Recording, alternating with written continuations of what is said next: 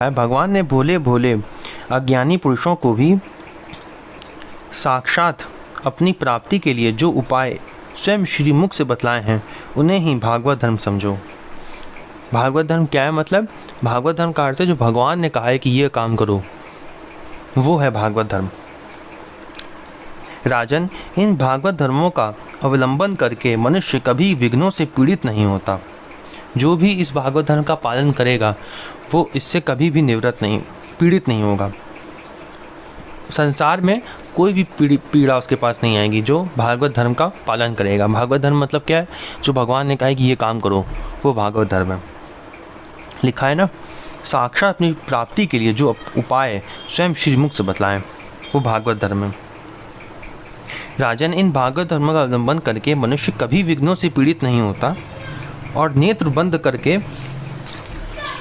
दौड़ने पर भी, अर्थात विधि विधानों में त्रुटि हो जाने पर भी ना तो मार्ग से स्खलित होता है और ना तो पतित फल से वंचित ही होता है।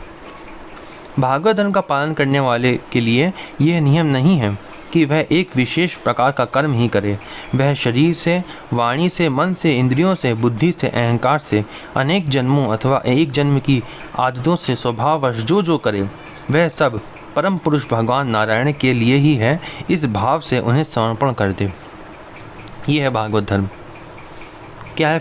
मैं इसको फिर से पढ़ता हूँ, ये बहुत ज़रूरी है इसलिए मैं इसको दोबारा से पढ़ रहा हूँ।